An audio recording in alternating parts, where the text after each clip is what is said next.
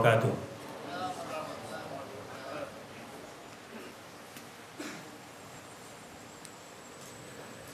Innal hamdalillah nahmaduhu wa nasta'inuhu wa nastaghfiruh wa na'udzu billahi min shururi anfusina wa min sayyiati a'malina. May yahdihillahu fala mudilla lahu wa may yudlilhu fala hadiya lahu. Asyhadu an la ilaha illallah wa asyhadu anna Muhammadar Rasulullah. Allahumma salli ala Muhammad wa ala ali Muhammad. Yaqulu ta'ala a'udzu billahi minasyaitonir rajim. Walan tardha 'ankal yahud walan nasara hatta tattabi'a millatahum. Qul inna hudallahi huwal huda.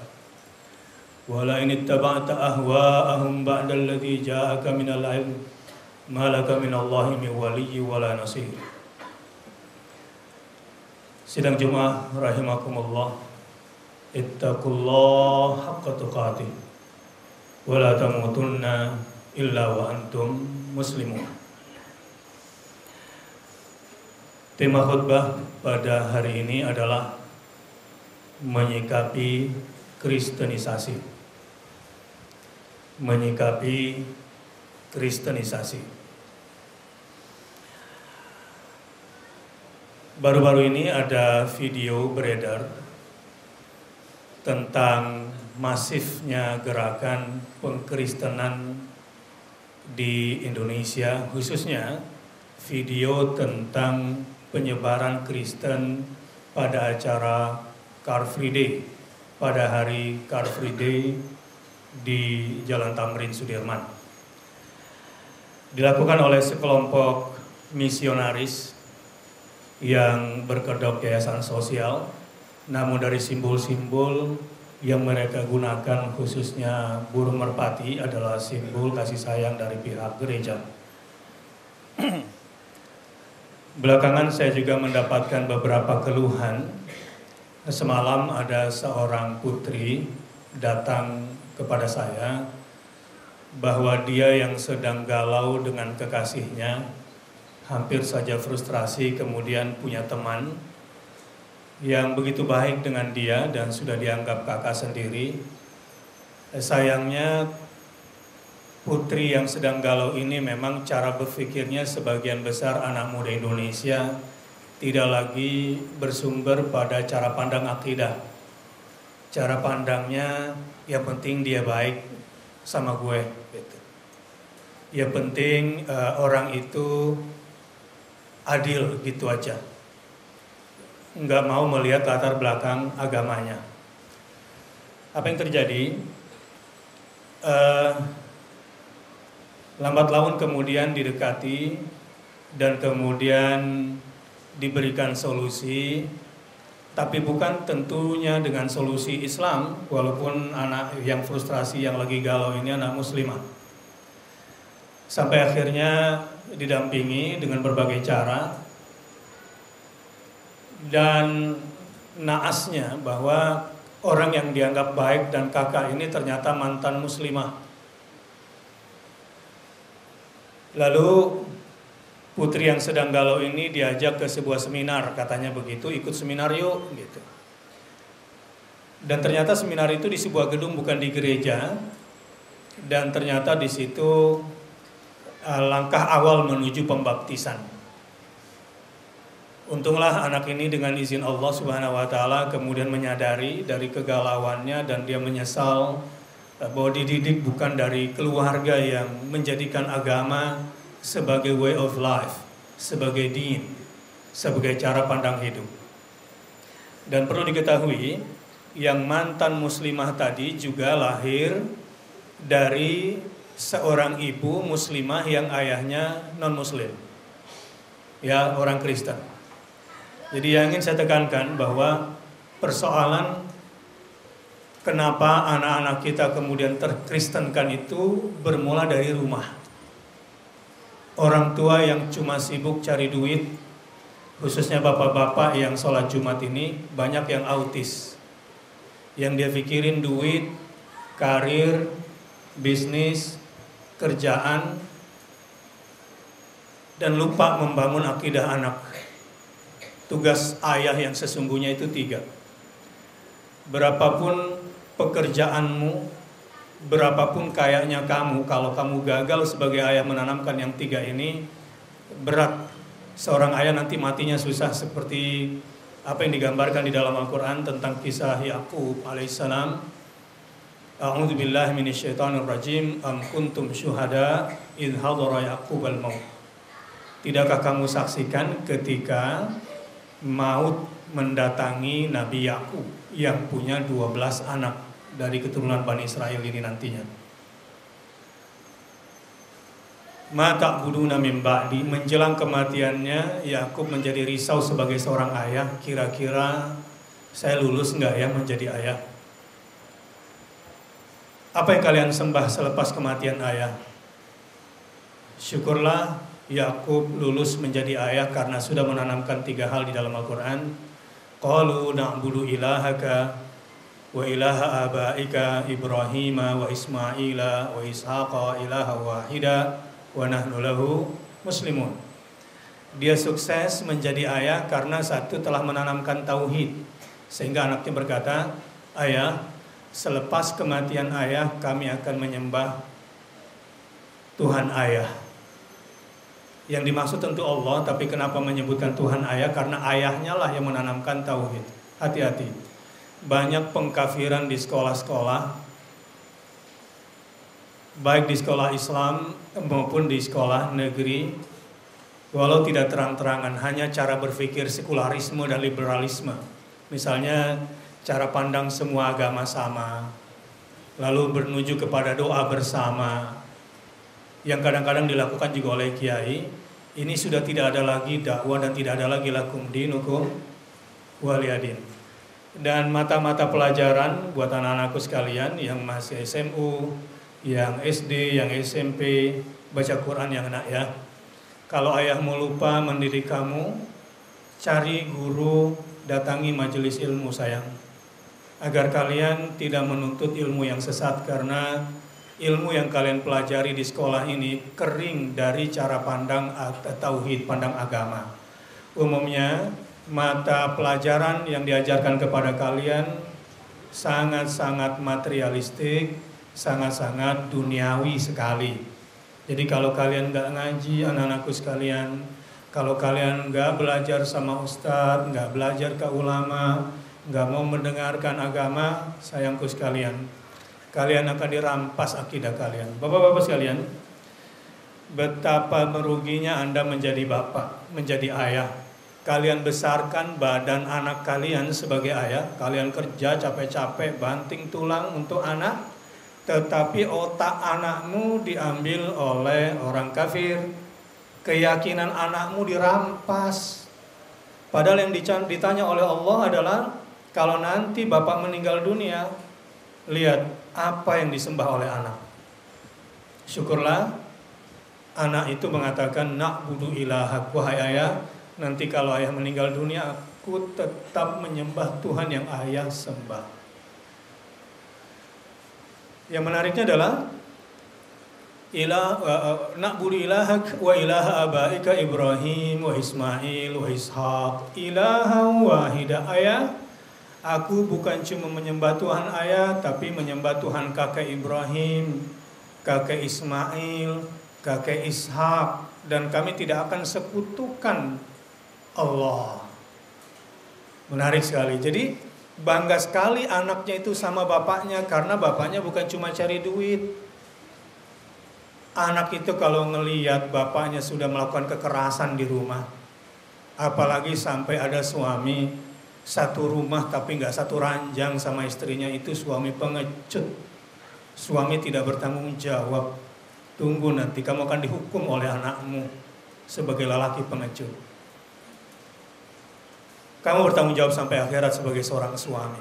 Dan anak-anak yang broken home itu yang gampang diambil biasanya oleh para misionaris Kristen itu. Wa nahnu lahu muslimun. Nih, lihat nih. Sadar atau tidak sadar, umat Islam di Jakarta tidak 80% lagi. Tahun depan ditarget tinggal 60%, 65%. Jadi nggak usah kaget kalau kita sekarang punya gubernur bukan dari Muslim. Karena memang persoalan terbesarnya ini Islam ini mulai tergerus, akidah Islam juga sudah mulai tergerus. Sedang jemaah rahimakumullah.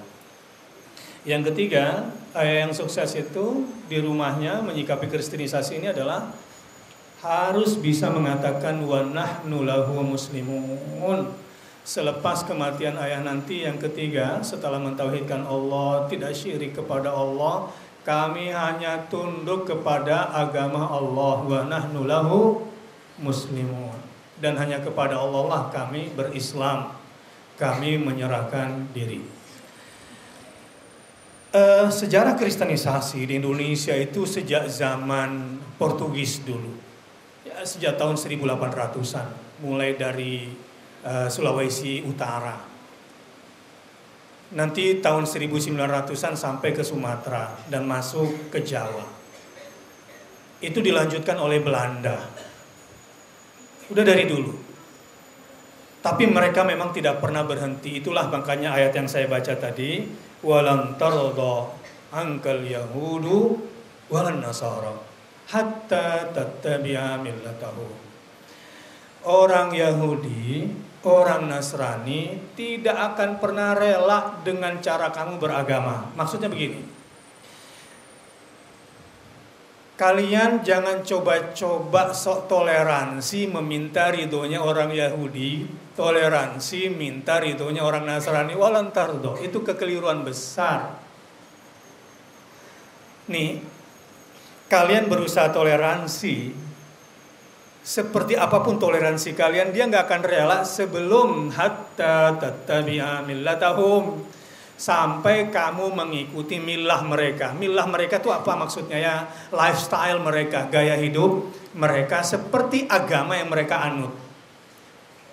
Cuma begini, bedanya Yahudi sama Nasrani. Ini ada 3 agama misi langit di dunia yang saling berkelahi gara-gara umatnya tidak berpegang pada kitab suci.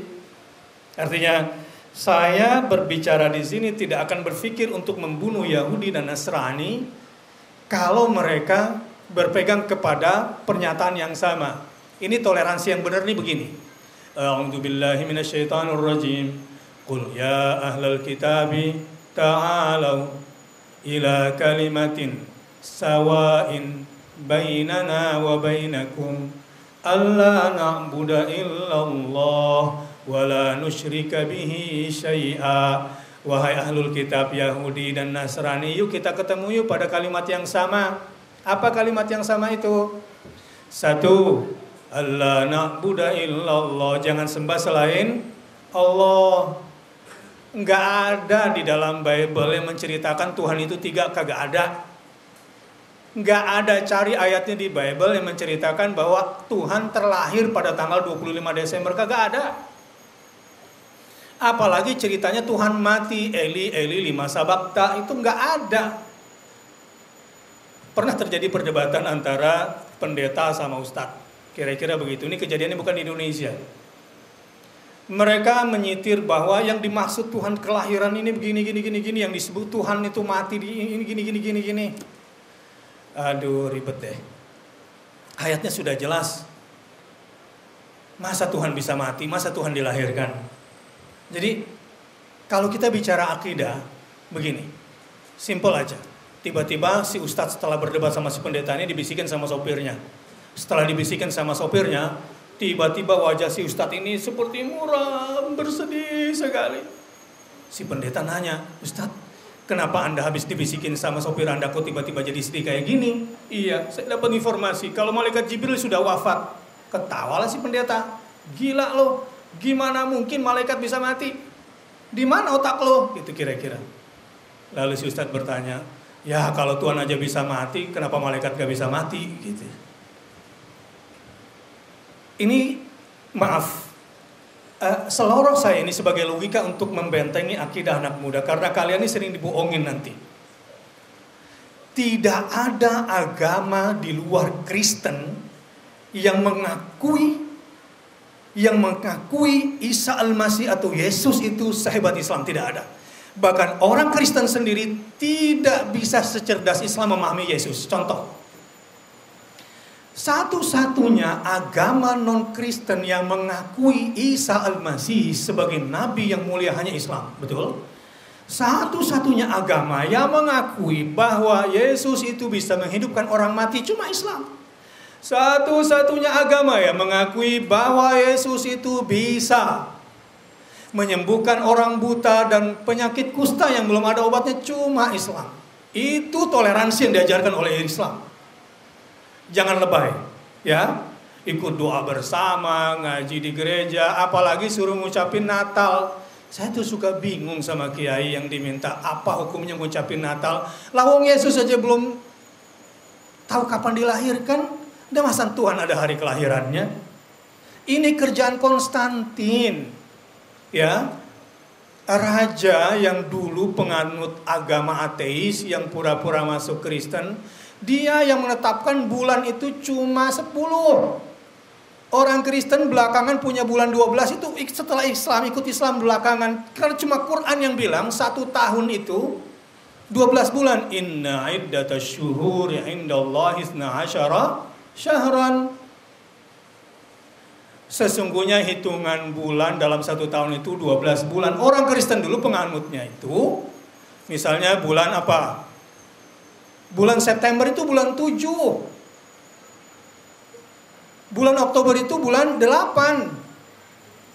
September itu kemudian November itu bulan 9. Dalam bahasa Yunani mereka, Desember itu bulan 10.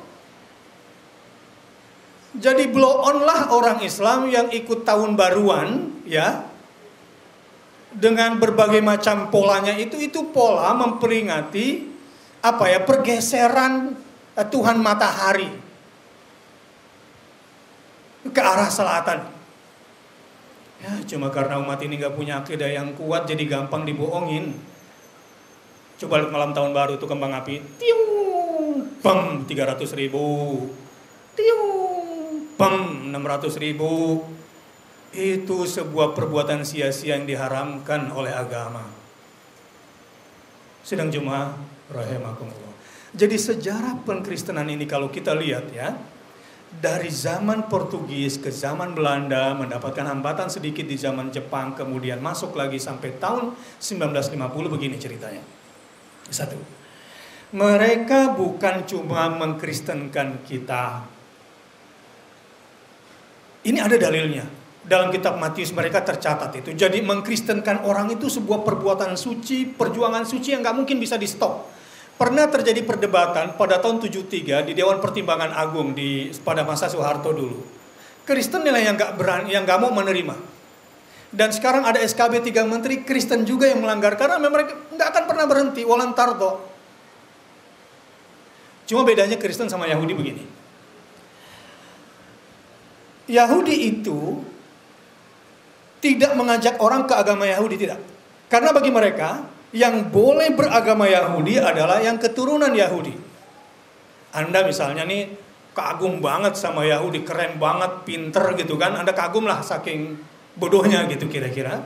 Lalu kagum sama agama Yahudi, pinter-pinter, disebutlah namanya. Sekagum-kagum kita sama Yahudi nggak mungkin bisa masuk agama Yahudi karena mereka mengatakan ini dinul irq, ini agama ras. Lalu apa dakwanya Yahudi? Membinatangkan manusia, menghewankan manusia, itu dakwah mereka.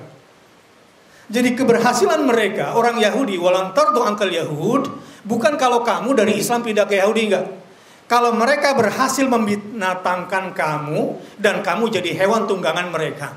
Inilah misi daripada teori Darwinisme, sehingga sekolah-sekolah sampai sekarang saya juga bingung. Kurikulum berkarakter 2013, anak-anakku yang SMP 115 nih, yang deket nih, Abi sayang sekali sama kalian. Bagaimana mungkin karakter ditanamkan di sekolah kalau asal-usul kalian masih keturunan kera? Harusnya karakter 2013 ini karakter kerak yang diajarkan ke anak-anak. Jadi suruh tuntasin dulu Diknas ini. Manusia ini keturunan apa? Karakter apa yang mau ditanamkan oleh guru kalau masih mengakui manusia keturunan kerak? Saya pernah lihat di sini. ada stand replikanya teori evolusinya Darwin. Ada replika di situ, tulang belulang lah dari fosil-fosilnya Darwin. Nah, salah satu sisi daripada itu di mall itu ada baleho besar. Ada kera lagi duduk masih kecil, ada kera lagi jongkok udah gede, ada kera lagi kayak rukuh gitu dan remaja ABG, ada kera dewasa kemudian bisa berdiri, dan kemudian ada ruang kosong gambar orang di situ, orang foto di situ di samping kera di situ, dan dengan bangga dia mengatakan dirinya keturunan monyet ini. Dan sayangnya yang saya datangin ibu-ibu berjilbab, bapak-bapak orang Islam. Ketika saya tanya, Pak, Anda itu foto di situ maksudnya apa? Ya, kita kan penganut teori ini bahwa asal usul manusia kita menghormati walaupun dia monyet. Inna lillahi wa inna ilaihi raji'un. Apa ada Quran yang mengajarkan? Itu dakwanya orang Yahudi. Jadi kalau mereka berhasil membinatangkan kita dalam protokoler mereka, itulah keberhasilan dakwanya. Kalau Kristen lain lagi. Dakwanya Kristen, Katolik punya cara sendiri, Protestan sendiri. Ini memang nggak kompak mereka ini. Dan pernah terjadi sebuah pertempuran yang luar biasa. Pertarungan para tokoh Islam menjadikan Pancasila, kalau istilahnya Muhammad Nasir, Pancasila itu adalah kalimatun sawa, kalimat pertemuan di mana kita Islam dan Kristen dan agama-agama di Indonesia bisa bersatu kalau ketuhanan yang Maha Esa. Ketika ditemukan kata-kata yang Maha Esa ini, semua agama-agama itu marah karena yang bisa ketuhanan yang Maha Esa cuma Islam. Selain Islam nggak ada yang Esa. Lihat berapa Tuhannya orang Nasrani? 3. Anak bisa jadi bapak, bapak bisa jadi anak, anak bisa jadi Roh Kudus, Roh Kudus bisa jadi bapak. Mana mungkin tukang kursi jadi kursi, kursi jadi tukang kursi, mana mungkin? Belibet pikiran itu dengan semua teori filsafatnya. Orang Hindu berapa Tuhannya? Minimal 32. Anda mau jalan-jalan ke Bali, lihat berapa Tuhannya itu. Tetapi orang-orang yang cerdas, tokoh-tokoh bangsa, pendiri bangsa ini bagaimana membangun negara kesatuan Republik Indonesia dengan toleransi yang benar selama masing-masing berpegang kepada ketuhanan yang Maha Esa. Qul huwallahu ahad. Tapi ini belakangan ini orang Islam kok jadi Assalamualaikum warahmatullahi wabarakatuh, salam sejahtera buat kita semua, Om Santi-Santi. Ini apaan? Ini gak boleh di dalam Al-Quran. Orang yang berkata seperti ini di Al-Quran dianggap orang yang tidak rela kalau Allah disebut sendirian. Dia menjadi tenang hatinya kalau Allah disebutkan bersama Tuhan-Tuhan yang lain. Ini gak benar. Ini menunjukkan betapa mulai melunturnya akidah Islam. Jadi apa yang harus kita lakukan menyikapi kristenisasi ini? Biasanya satu, kristenisasi itu masuk bukan cuma membawa agama, tetapi membawa pesan politik dan membawa kepada penjajahan kolonialisme. Itu dari dulu. Anda coba baca buku sejarah. Negara mana negara penjajah di muka bumi ini? Negara mana negara penjajah? Umumnya negara-negara Eropa yang melakukan kolonialisme di dunia ini semuanya adalah penjajahan, dan itu atas nama agama. Terakhir, percaya atau tidak, itu di Irak. Apa yang dilakukan oleh Amerika terhadap Irak itu adalah lanjutan daripada perang salib. Mereka, Bush menyebutnya itu sebagai Crusader. Dan sekarang James Riyadi lewat sekolahannya UPH, lewat sekolah-sekolah yang ditebarkan. Ini bukan saya ngomong, majalah Fortune di Amerika. A very dangerous man in Indonesia, karena dia akan bikin 1000 sekolah Kristen elit gratis berkelas di pemukiman Islam. Yang ini sebetulnya melanggar, SKB 3 Menteri ini melanggar. Tapi saya juga tidak tahu ini ada masalah apa dengan tubuh kita. Saya cuma ingin mengingatkan, selamanya kristenisasi itu terkait dengan pemindahan agama, masalah politik. Ketika Hatta diprotes oleh salah seorang pendeta dari Manado kalau tidak salah, sehingga Hatta ini goyang. Kalau sampai 7 kalimat, 7 kata dalam Pancasila itu tidak dihilangkan, kami Indonesia Timur ingin pecah. Gitu. Ini sebuah pertarungan politik yang tidak pernah berhenti. Dan sekarang pertarungan terbesar Anda dan kita semua Ini Pancasila sedang diganti. Ketuhanan saja nggak perlu yang Maha Esa. Kemanusiaan titik, bukan lagi yang adil dan beradab maksud saya. Bapak-bapak sekalian, kalau kita tidak pandai-pandai menjaga anak-anak kita nih, saya sebagai khatib pada hari ini ingin mengingatkan saja. Itu Car Free Day cuma secuil. No, di kereta-kereta listrik itu pembagian buku, di terminal-terminal, di stasiun-stasiun, di taman-taman kota. Ini betul-betul luar biasa. Lihat TV media mereka. Bermain cukup keras.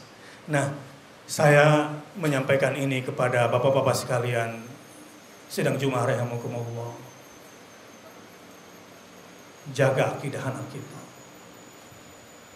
Jaga syariat anak kita. Dan kemudian bantulah orang miskin. Mereka itu bisa masuk biasanya satu, kalau tersebar penyakit. Mereka datang atas nama kesehatan, kemudian pengkristenan. Kedua, kalau ada kemiskinan, mereka masuk, kemudian dikristenkan. Yang ketiga, bapak galau atau anak galau atau ibu galau itu dia masukin biasanya, dan itu kena biasanya. Nah, satu-satunya daya tahan yang harus kita miliki adalah akidah Islam. Asyhadu an la ilaha illallah wa asyhadu anna Muhammadan Rasulullah.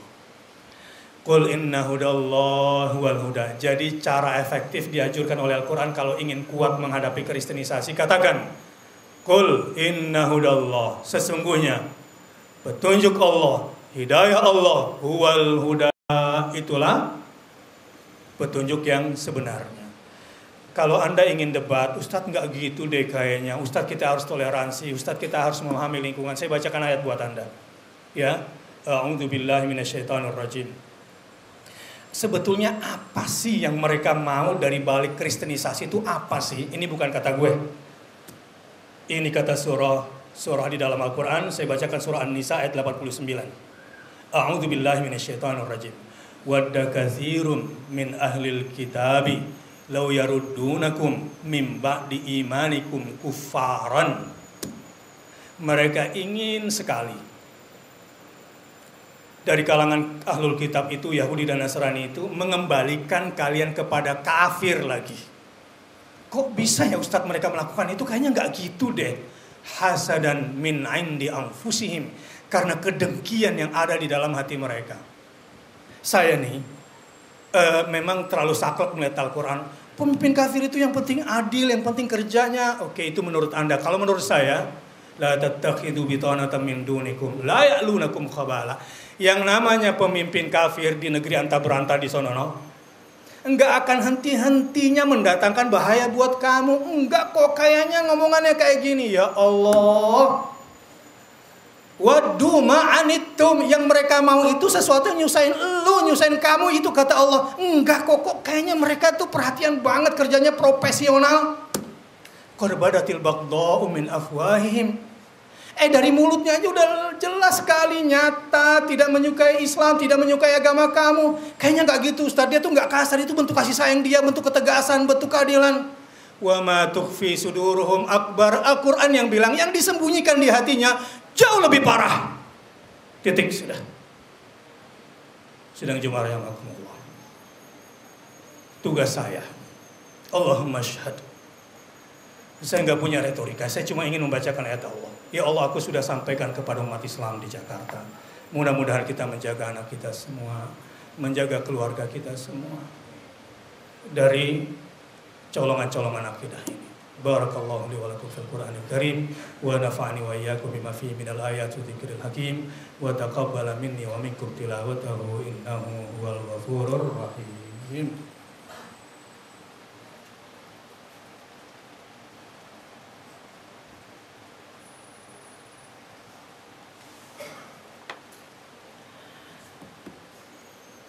Alhamdulillahil karimir rahman, 'allamal Qur'an, khalaqal insan, 'allamahul bayan. Asyhadu an la ilaha illallah wa asyhadu anna Muhammadar Rasulullah. Allahumma shalli ala Muhammad wa ala ali Muhammad. Qul ya ayyuhal kafirun la a'budu ma ta'budun wala antum abiduna ma a'bud wala ana abidum ma abattum wala antum 'abiduna ma a'budu lakum dinukum waliyadin. Rasulullah diperintahkan untuk berkata qul ya, wahai orang kafir, padahal pamannya, padahal keluarganya, padahal mungkin sepupunya, dia nggak bilang wahai pamanda, wahai sepupunda, enggak, wahai orang-orang kafir. La a'budu ma ta'budun. Aku tidak akan beribadah dengan cara ibadah kamu, enggak. Dan kamu juga enggak usah nyocok-nyocokin cara ibadahmu dengan cara ibadahku. Udahlah, lakum dinukum. Yang kedua, kenapa diulang-ulang nih? Wala antum abiduna ma a'bud wala ana abidum ma abattum. Yang pertama dalam bentuk kata kerja, yang kedua dalam bentuk kata benda. Anak-anak kan sering belibet nih, gitu ya, baca Al-Kafirun ini karena hampir sama. Tidak, yang pertama ini la a'budu ma ta'budun, ini dalam bentuk kata kerja. Maksudnya cara ibadah kita nggak boleh sama dengan cara ibadah dia, nggak boleh disama-samain. Mentang mereka misalkan ucapkan selamat Idul Fitri, kita bilang juga selamat Natal, nggak boleh disama-samain, caranya beda. Yang kedua, wala ana abidum ma'abattum, objeknya beda. Objek Tuhan yang kalian sembah bukanlah Tuhan yang kami sembah. Lakum dinukum waliyadin. Innallaha wa malaikatahu yusholluna 'alan nabi. Ya ayyuhalladzina amanu shallu 'alaihi wasallimu taslima. Ini mungkin sudah lemah menjadi pengikut Muhammad ini. Sholawatan doang tapi tidak mengikuti sunnahnya. Sekolahnya, kuliahnya, kerjanya tidak lagi bercita-cita seperti yang dicita-citakan oleh Nabi Muhammad SAW. Cetak anakmu agar menjadi penerus risalah perjuangan Muhammad SAW. Didik keluargamu agar menjalani hidup dan mencintai serta setia kepada agama Muhammad SAW. Sallu alaihi. Allahumma salli ala Muhammad wa ala ali Muhammad wa ala sahabati ajma'in Abi Bakrin wa Umar wa Uthman wa Ali. Ada kelompok sekarang yang mengkafirkan Abu Bakar, Umar dan Uthman. Kelompok Syiah ini. Hati-hati dengan kelompok yang menjadi virus di tengah umat Islam saat ini. Mana mungkin terjadi persatuan di Indonesia kalau sudah mengkafirkan sahabat Abu Bakar, Umar dan Uthman. Wa ala tabi'in wa tabi'it tabi'in lahum bi ihsanin ila yaumiddin. Warhamna ma'ahum birahmatika ya arhamar rahimin.